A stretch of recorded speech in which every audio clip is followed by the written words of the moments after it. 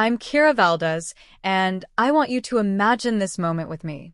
It's 9:30 in the morning, I'm in the conference room, and our HR head, Pamela, has just told us there won't be any bonuses this year because of a supposed budget squeeze. I'm looking around at my coworkers' faces, and I can see the disappointment. But here's the thing. I had just brought in 6 major contracts in my first year. 6 contracts worth over $2 million in revenue. And they're telling me there's no money for bonuses. But that's not even the part that made me want to burn everything down. 3 days later, I walked past the executive conference room and saw catering being set up for their quarterly retreat planning meeting. Salmon, fancy desserts, the whole thing. Then I noticed the architectural plans spread across the table. They were renovating the executive floor. New furniture, marble countertops, some kind of meditation room. That's when I realized they weren't broke. They just didn't think I deserved anything. Before I go deeper into what happened, could you please take a few seconds to tell me in the comments where you're listening from? Because I want to know where my story reaches. And also subscribe and click the bell icon because what I'm about to tell you is going to show you exactly how I made them pay for every single month they made me wait. So here I am, 26 years old, working for this massive consulting firm that basically runs half the corporate training programs in the country. My job was bringing in new clients, and I was ridiculously good at it. Scary good. I could read people in meetings, figure out exactly what they needed to hear, and close deals that other people spent months trying to land. But the executives, they treated me like I was lucky to be there. The CEO was this guy named Thornton Webb, who had this way of looking right through you when you talked, like you weren't important enough to register in his brain. The CFO, Gwendolyn Parks, was even worse. She'd ask me to repeat myself constantly, like she couldn't be bothered to listen the first time. And the VP of sales, this woman named Cordelia Nash, would actually interrupt me mid-sentence to ask if I'd considered more traditional approaches. Traditional approaches. When I was outselling everyone else by 30%. So when they canceled bonuses, I didn't argue. I didn't complain. I just smiled and said I understood these were challenging times. And then I went home and started planning. See, most people would have looked for another job, maybe filed a complaint. But I realized something during those first few weeks after the bonus announcement. These people had made a huge mistake. They'd shown me exactly who they were, and they had no idea who I was. I started paying attention. Real attention. Not just to the work, but to them. How they moved through the office, what made them nervous, who they talked to, what they were afraid of. Thornton Webb, our CEO, had this habit of clearing his throat before he lied. And he lied constantly about knowing details he didn't know, about being involved in decisions he'd never heard of, about understanding technical aspects of our programs that he couldn't explain if his life depended on it. He was terrified someone would figure out he was basically just a good-looking guy with an MBA who'd never actually done the work. Gwendolyn Parks, the CFO, was obsessed with being right about financial projections. She'd spend hours crafting these conservative estimates, and then when anyone suggested different numbers, she'd get this look on her face like they'd personally attacked her.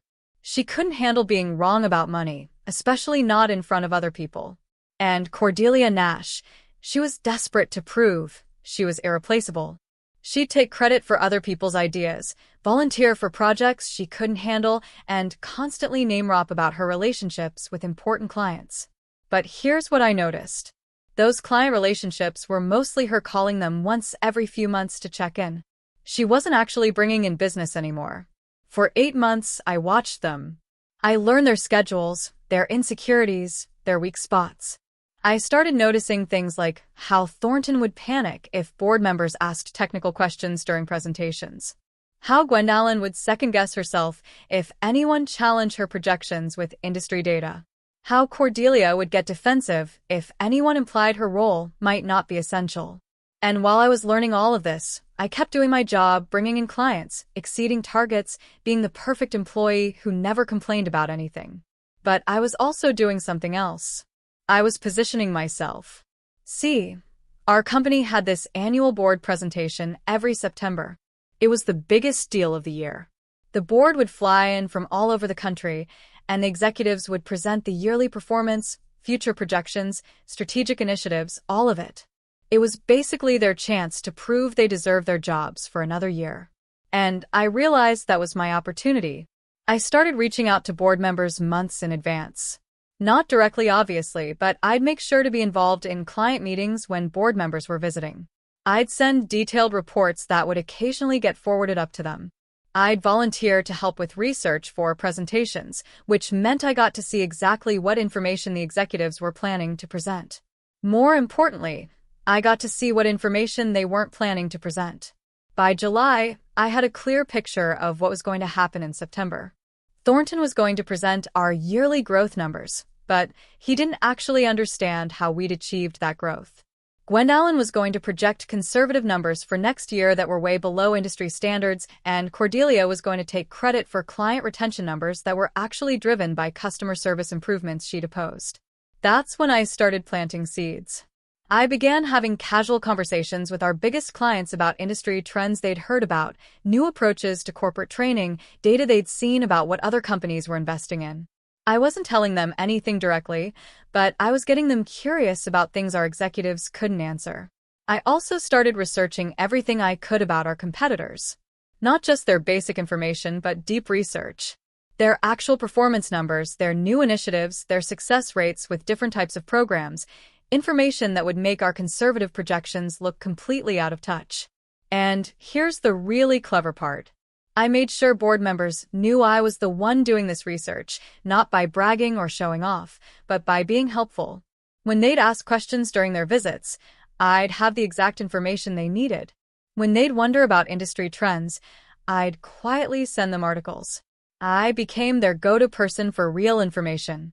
By August, I could see it working.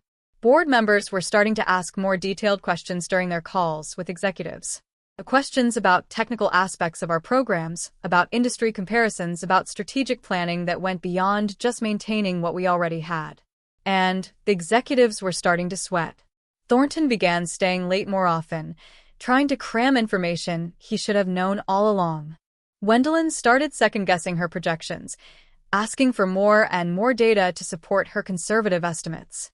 Cordelia began trying to insert herself into client meetings she'd never cared about before. But none of them realized what was happening. They just thought the board was being more demanding this year. Meanwhile, I was preparing for September like it was the most important performance of my life, because I had spent 8 months studying these people like they were lab specimens.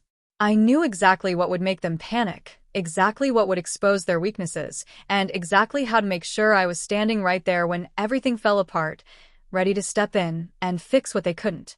The week before the September presentation, I could feel the tension in the office. Thornton was snapping at people over tiny mistakes. Gwendolyn was working through lunch every day, frantically checking and rechecking numbers. Cordelia was sending emails at all hours trying to gather last-minute client testimonials to strengthen her presentation. And I was calm, completely, utterly calm, because I knew something they didn't know. I knew that in 72 hours their careers were going to implode, and there wouldn't be a single thing they could do to stop it. Not because I was going to sabotage them, but because I was going to help them sabotage themselves. The board presentation was scheduled for Thursday morning at 10 o'clock. By Friday afternoon, the entire executive structure of our company was going to be completely different. And on Monday morning, I was going to walk into the office as the new regional director with a salary that was triple what I'd been making, plus the bonus they'd refused to give me, plus a year-end profit-sharing agreement that would set me up for life. But none of them saw it coming, not even a little bit. Thursday morning arrived like Christmas morning for me. I got to the office early, made sure I looked professional but not trying too hard, and positioned myself in the back of the boardroom where I could see everything unfold. The board members filed in at 9:30. 7 people who controlled the future of our company, and I'd spent months making sure they trusted my judgment more than they trusted our executives. Not because I'd told them to, but because I'd consistently given them better information than anyone else. Thornton started the presentation right on time. He looked confident, had his usual fake smile, began with the standard overview of our yearly performance. Everything seemed normal. Then board member Patricia Hoffman raised her hand. Thornton, before we go further, I'm curious about the technical methodology behind our highest performing client programs. Can you walk us through the specific frameworks that generated these results? I watched Thornton's face, and there it was, the throat clearing. He had no idea what frameworks we actually used because he'd never bothered to learn them. He started talking about innovative approaches and synergistic solutions, which meant absolutely nothing. Patricia looked confused. I'm sorry. Could you be more specific? Which particular assessment tools are we implementing? And how do they compare to industry standards? This was beautiful. See, Patricia had asked me about this exact topic 2 weeks earlier. I'd given her a detailed breakdown of our actual methodologies, showed her comparative data with our competitors, explained why our approach was working. She knew I understood this stuff inside and out. But Thornton, he was drowning. Well, Patricia, that's really more of an operational detail that my team handles. The important thing is the results we're seeing. Actually, interrupted board member David Chen, I'd like to understand those operational details. They seem crucial to evaluating whether our success is sustainable. Another question I'd prepared David for without him realizing it.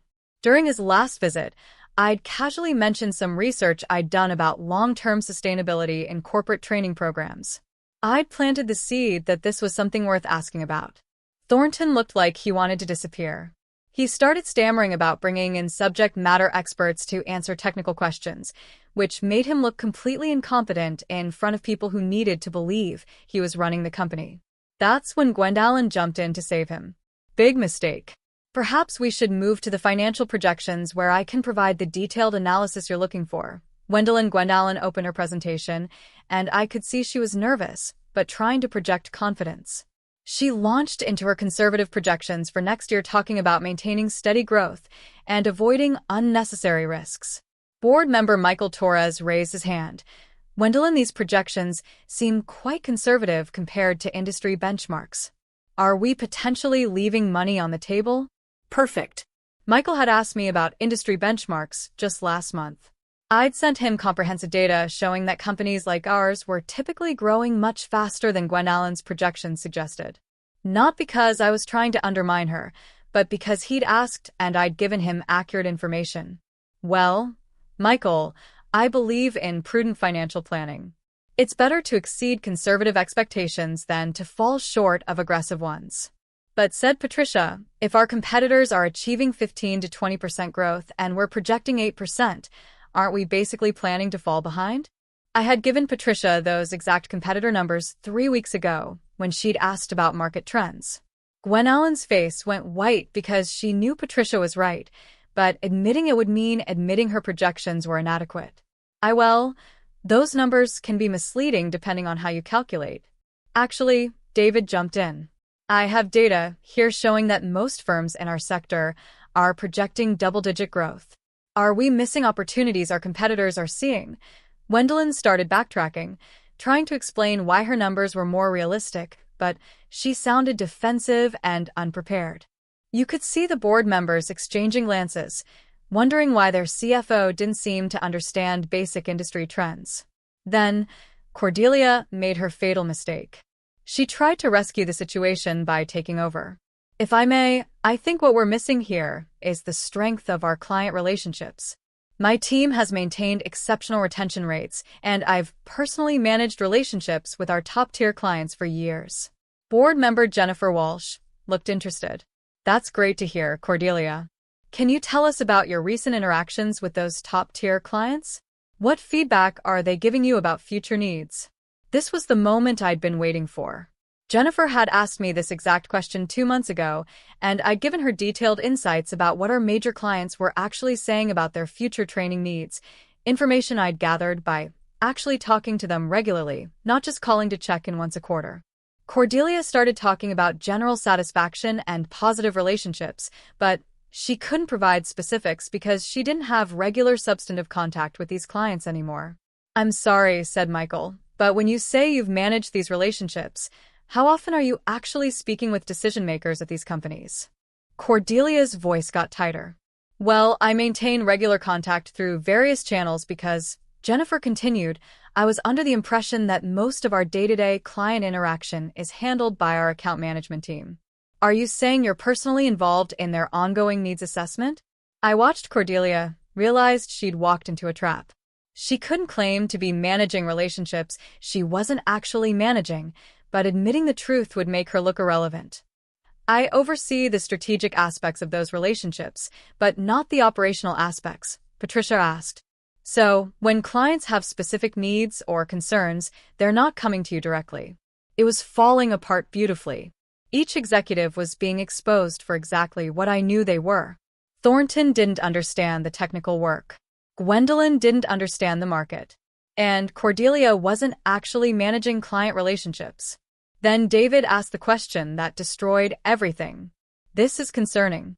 If our CEO doesn't understand our methodologies, our CFO is projecting below market growth, and our VP of sales isn't directly managing key client relationships.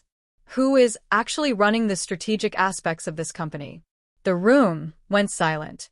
I could see all three executives looking at each other, realizing they'd just been completely exposed in front of the board. That's when Thornton made the worst decision of his career. He tried to throw everyone else under the bus. David, I think what we're seeing here is a breakdown in communication between departments. My team has been working on strategic initiatives that perhaps haven't been properly coordinated with finance and sales. Gwendolyn's mouth dropped open. Excuse me?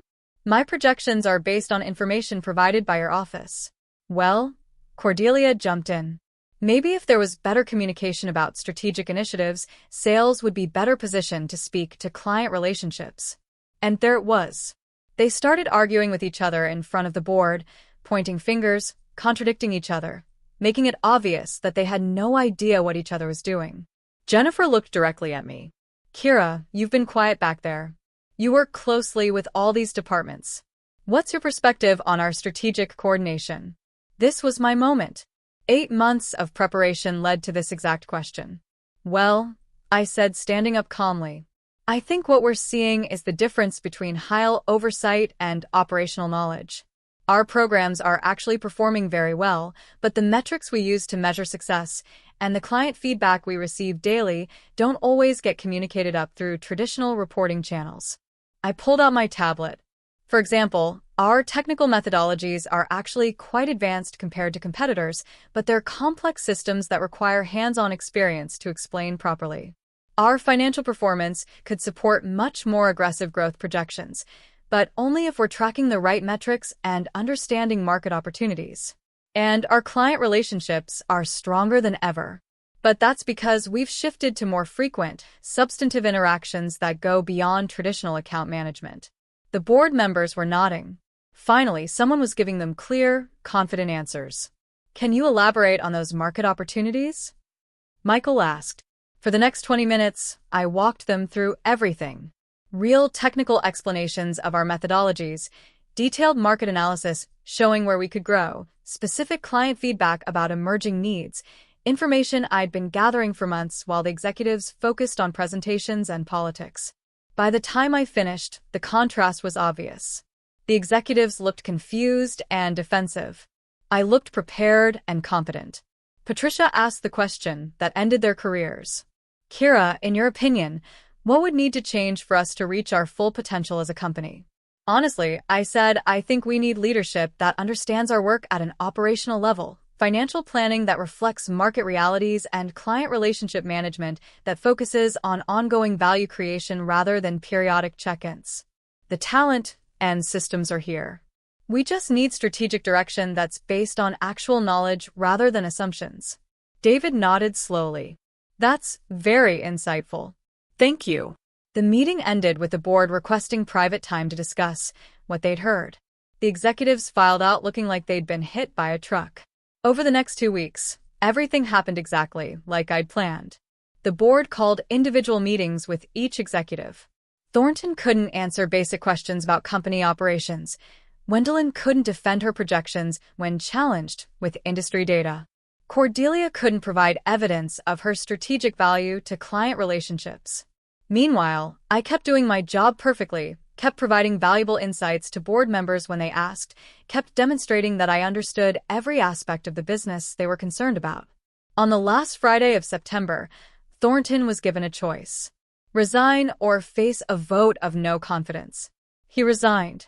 Gwendolyn accepted an early retirement package. Cordelia transferred to a subsidiary company where she could focus on relationship maintenance without strategic responsibilities. On Monday morning, October 1st, I walked into the office as the new regional director of strategic development. My salary had tripled. I received the bonus they denied me, plus back pay for the 8 months I'd waited, plus a profit-sharing agreement that guaranteed me a percentage of all new revenue I generated. But here's the most beautiful part. They never figured out what happened. They just thought the board had become more demanding. That market pressures had exposed their weaknesses. That timing had worked against them. They had no idea that for 8 months I'd been systematically studying their insecurities and creating situations where those insecurities would destroy them. The company is doing better than ever now. We're growing at 22% annually. Client satisfaction is up. Revenue is up, and every month when I get my profit-sharing check, I remember that meeting in September when they told me there was no money for bonuses. Sometimes people ask me how I did it, how I went from being dismissed to being in charge in less than a year. The answer is simple. I paid attention. I learned. And I waited for the right moment to show them who they were really dealing with. They thought they could treat me like I didn't matter. Instead, they taught me exactly how to make sure I was the only one who mattered. So, if you're in a situation where people are underestimating you, where they're treating you like you don't deserve recognition for your work, remember this story. Sometimes the best revenge isn't getting even. It's getting everything. If this story inspired you, hit that like button and tell me in the comments what moment hit you the hardest. And if you know someone who needs to hear this, share it with them, because sometimes people need to know that patience, preparation, and paying attention can be the most powerful weapons you have.